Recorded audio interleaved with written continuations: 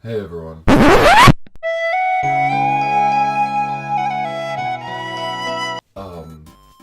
900 subscribers. I don't know how to thank you guys adequately.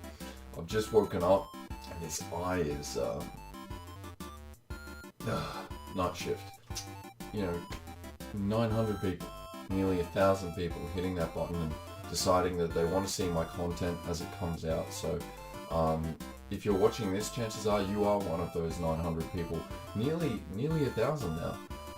And as you know, I said to my subscribers that if they posted a question underneath my Q&A video or sent it via inbox, that I would reply to the ones I liked the most. And so here we are. So I'm going to get straight into it. I'm sorry about my eye. I just woke up from a night shift and yeah, I'm feeling a bit seedy. Okay, question number 1 is, how old are you? I am nearly 25. I'll be 25 in a couple of months. I was early 90s baby. Number 2, which part of Australia are you from?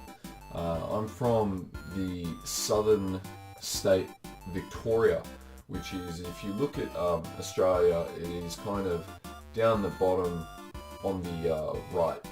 Question 3. What is your favorite type of music?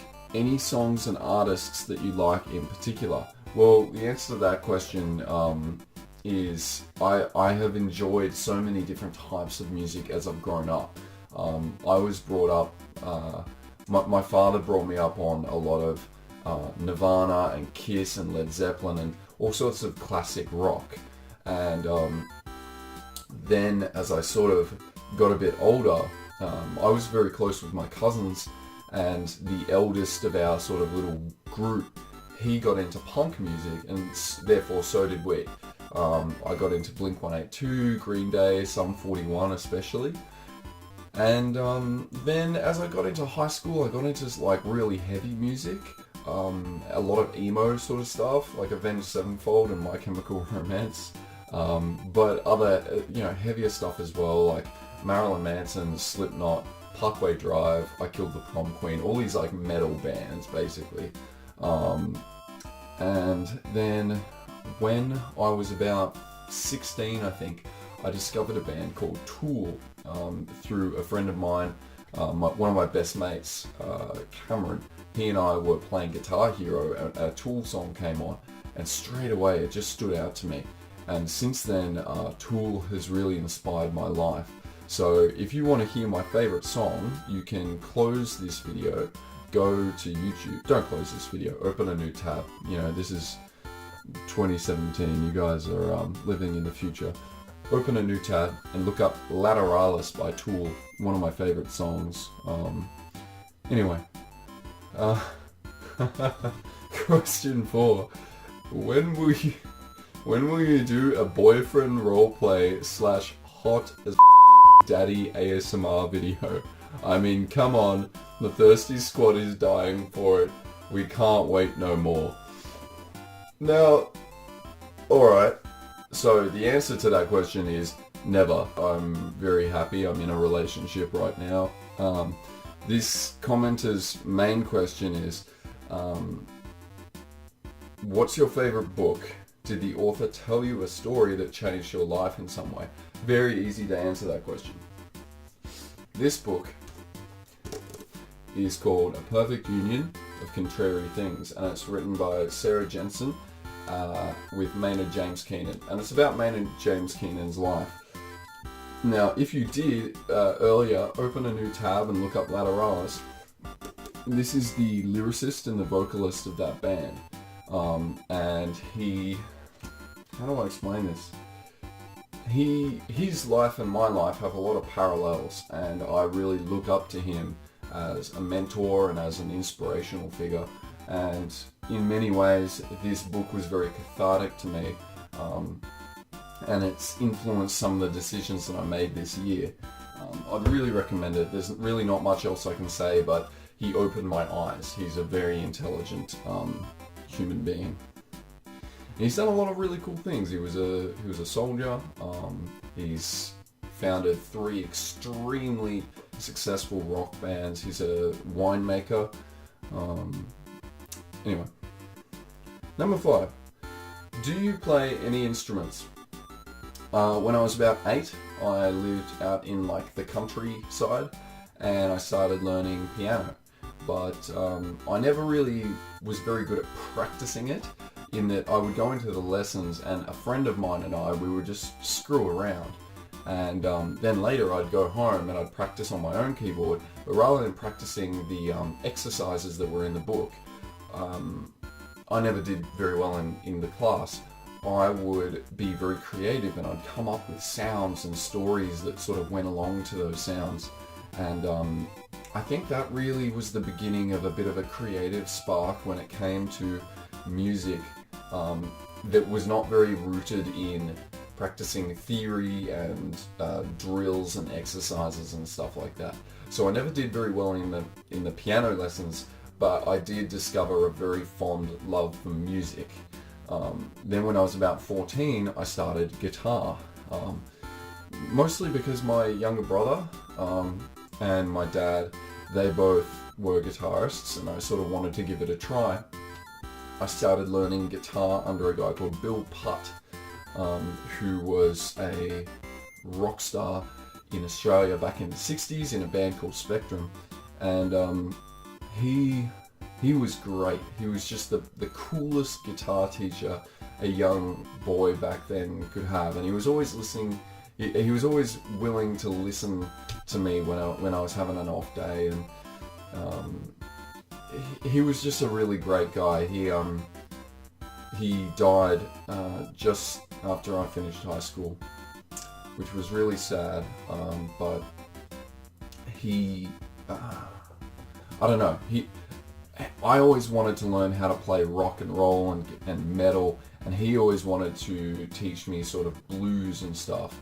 And later on, when I became more passionate about blues music, that was when I tried to find him, and I found out that he had died. So that was a real shame. I also was taught guitar by a guy just in my neighborhood called Michael. He was awesome as well. I've also learned a little bit of drums, bass, and I sing. So when I got into university, I started playing in a grunge band called Roosevelt, and it was awesome. It fulfilled a long life goal of mine, which was to play a gig on stage. And we played lots of bars and some pretty big gigs as well. We opened for a big band called House vs. Hurricane at one stage. And then we all sort of sadly had to go our separate ways eventually. And I got into playing slide guitar, so slide blues. And that was sort of when I first really applied myself to singing. And I went out to an open mic night out in the countryside. And I remember, I don't know, maybe because I was a newcomer and I was quite young, they didn't want to put me, well, it's not that they didn't want to put me on, but they really took their time in letting me go up on stage. And I remember the waiting for hours to get up on stage and getting really nervous. It was the first time I'd gotten up on my own to perform my own stuff. Let me just put this on silent. And I remember the venue guy coming up to me and saying, listen, because of our license, we gotta stop playing music soon. Is there any chance you could get up and just play one song? Because most places they let you play about 3 songs. And I said, yeah, look, alright. I get up, and I had long hair and teenage kid, and I think they were expecting me to bust out into Wonderwall or Green Day or something. And I started playing slide blues. And I remember after I finished playing my song, there was just like a brief second of silence, and then the place just erupted into applause, and they just thought it was amazing, and they asked me to come back for a guest spot, and they paid me to come back and play, and I started getting gigs everywhere, all around the hills. So I'd go and I'd play an open mic night, they'd love it, they'd ask me to come back for a guest spot, which usually only paid about $50. And then eventually I started playing bigger venues that would pay a couple of hundred. And now I actually recently played a corporate gig, which is how I managed to afford this camera and my microphone and this computer as well. So that's my lengthy answer to your question. Let's see, let's move on. Question 6. Do you have any pet peeves? If so, what are they? Look, and this is purely because of my work, but if there's one thing that will turn me away from a person, it is not taking ownership of their own decisions, not being responsible for their choices. I'm speaking generally about adults here. As you get older, there's a huge element of realizing that not all kids really actually grow up into adults. Some of them just stay kids and they get bigger. And it can be very frustrating sometimes to see people who blame everyone else for their problems. Okay, off that topic. Number 7. Who's your favorite ASMR artist and what are your favorite triggers? What inspired you to make ASMR videos? Oh, this is going to be a long video. My favorite ASMR artist, I guess I discovered ASMR through my girlfriend, and I never really could get into it. But after about 6 months, I was up in Queensland, and Queensland is the other side of my country, and I just had an absolutely brutal kickboxing session, and I was just covered in bruises and sweat, and I had this long shower. I got into bed and I couldn't sleep, and I decided to give it a try, and I listened to the Halo roleplay that Heather Feather has on her channel, and I was out like a light. It was just the most relaxing, and I listened to that video over and over again during my trip up there. So when I got home, I started listening to Heather Feather. Soon I discovered Ephemeral Rift and Phoenician Sailor, 2 huge male YouTubers that I really love. Their stuff is just amazing. TR Deweo, GBASMR is probably one of my favorites. I had a huge crush on her when I first started watching ASMR. She's just amazing. Taylor Darling ASMR as well. All of those guys. I also I've discovered, as I've sort of gotten more and more into ASMR, some small-time channels, like some smaller channels that I really like. And there is actually one small ASMR channel called ASMR Artist Tate. I believe that's his channel name at the moment. I'm going to put a link in the description, but if you want to go check him out, I think he's a young man with a lot of potential. I can't wait to see his YouTube channel grow. The other part of that question was, what are my favorite triggers? It changes all the time. I really love foam sounds, like crunchy foam. I love personal attention and following the light, glove sounds.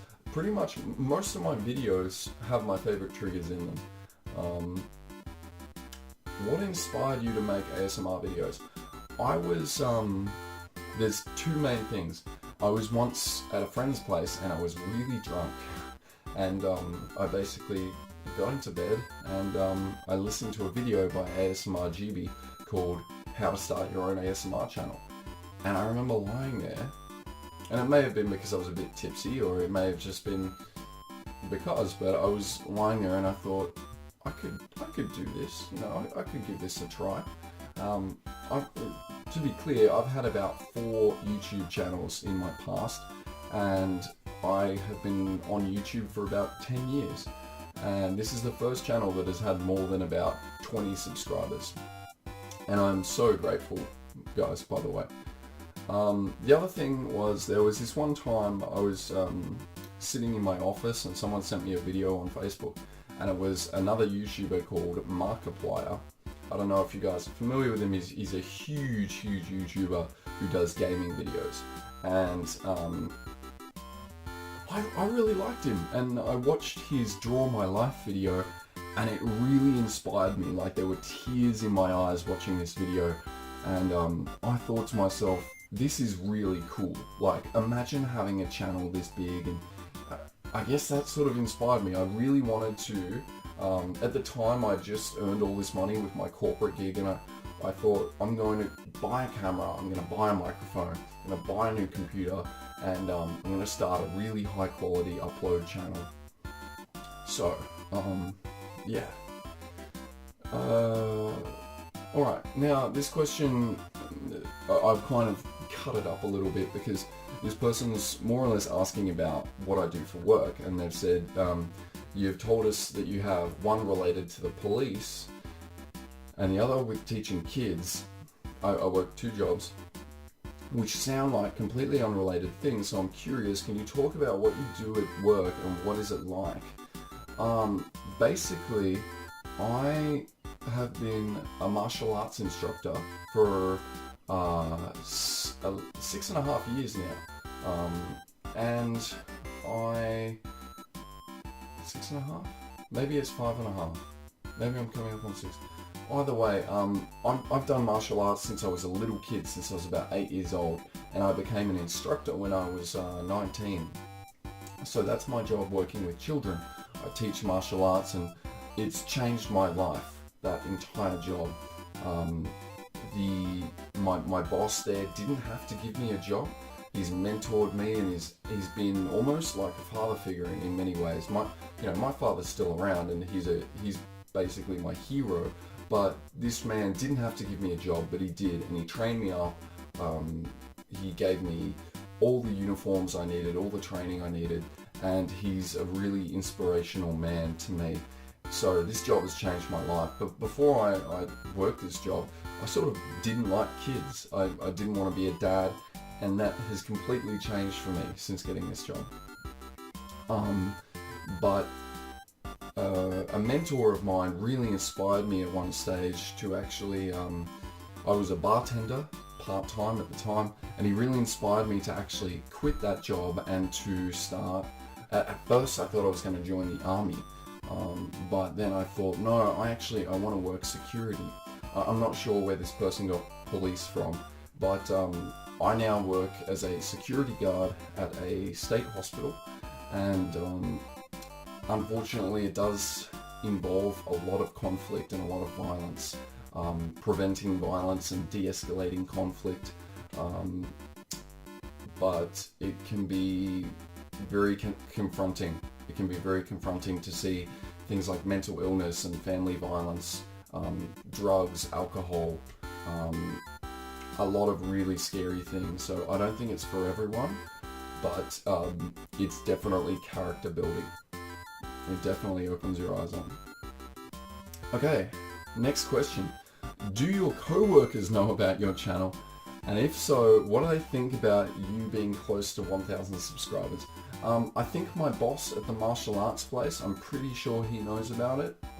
He's never really said anything that much about it. With my security work, there's one co-worker that knows about my channel, but I don't think she's even, checked it out. If you're watching, I'm wrong, you can tell me at work, but no one's really ever said anything.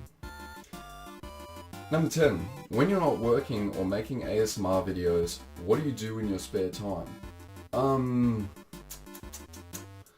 don't really have spare time. I work nearly every day. I work half the week at the martial arts place, and I work the other half of the week at my security job. And the hours are long. They're 12-hour shifts, and it's night shifts, so I sleep, basically. I do a lot of working out.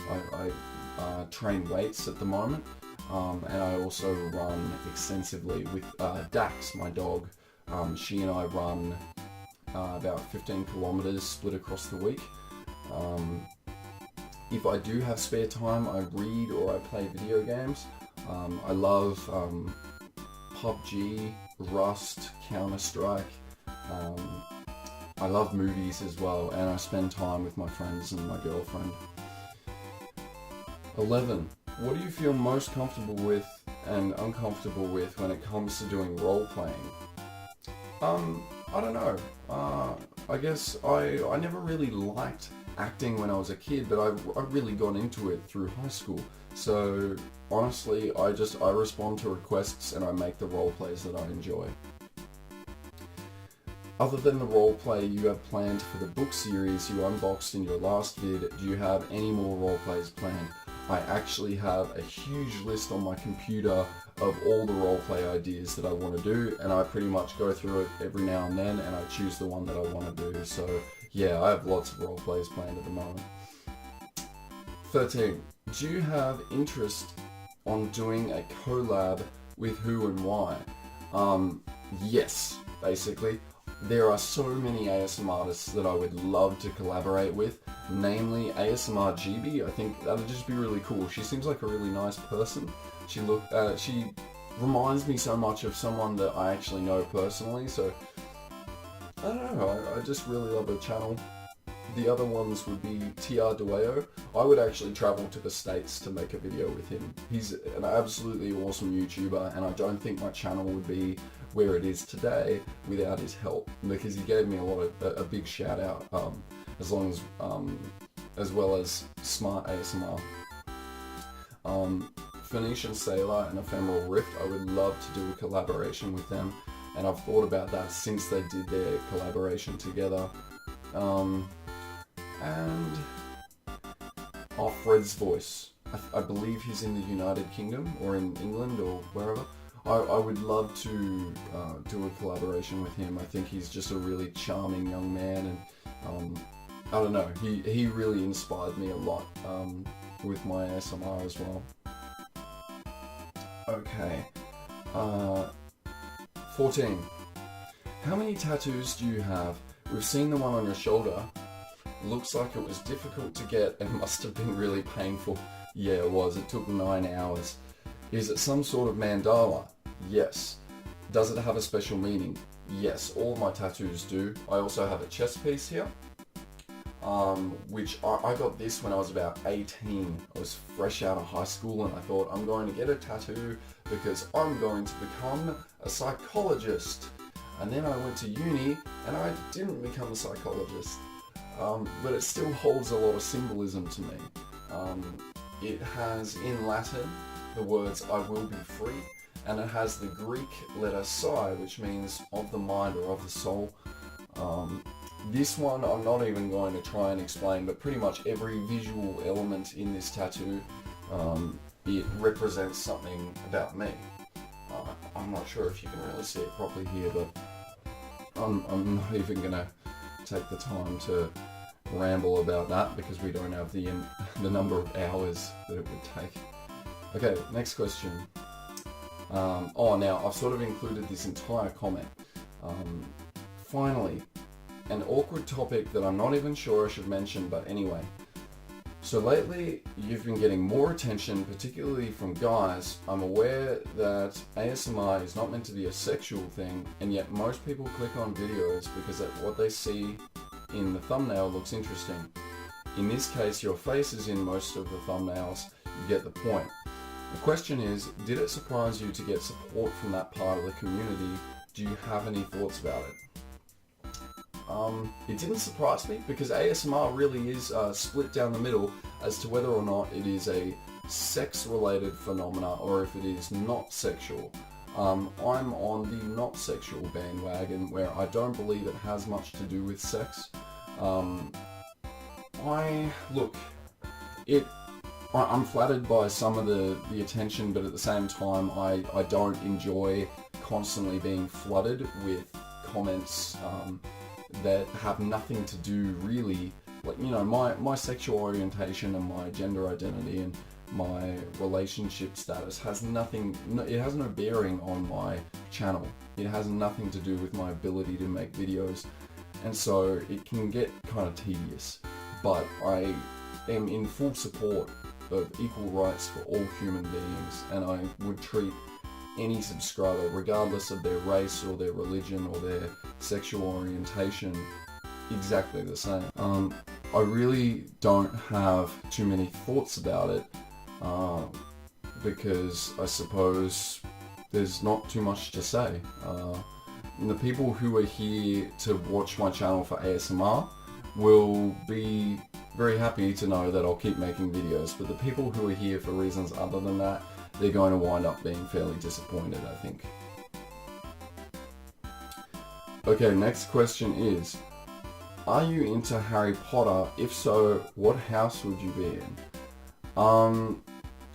I first discovered Harry Potter when I was 6. My dad actually bought me the first book, and I think it was the first real book series that I started reading. I utterly devoured it, and through all of primary school and all of high school, I was waiting for the next book to come and waiting for the next book to come.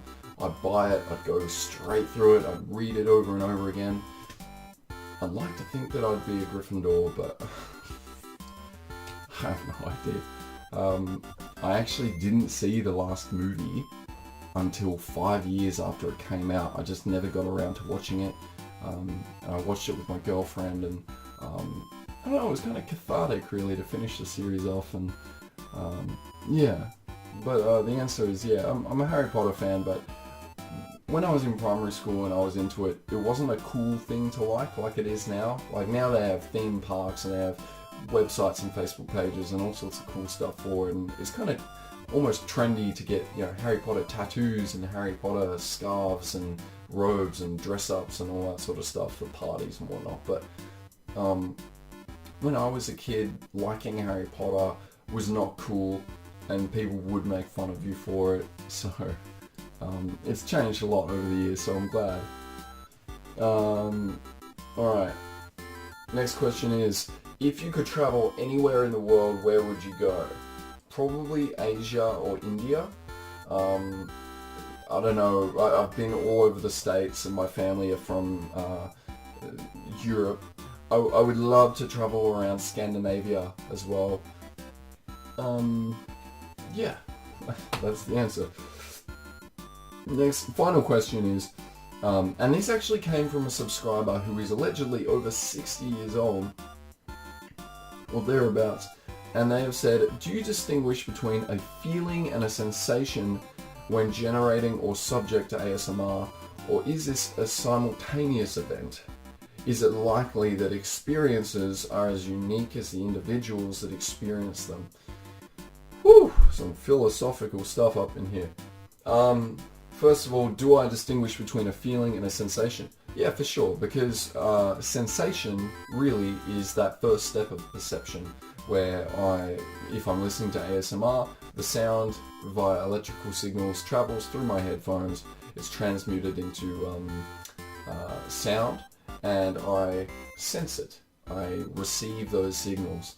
That to me is the sensation of ASMR. The feeling, I would say, is the meaning that we ascribe to those sensations.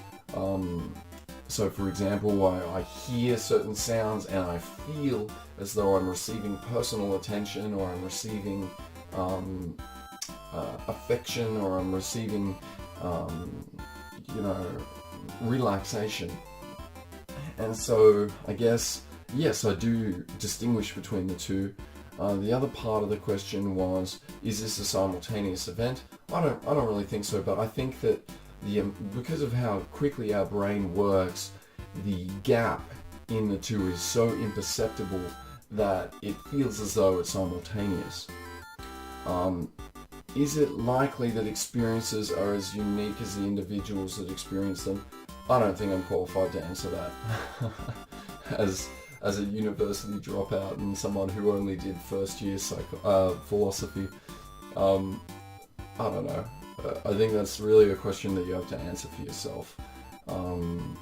Are people all unique? Are people all the same? And can you sort of compare the different qualia of experiences?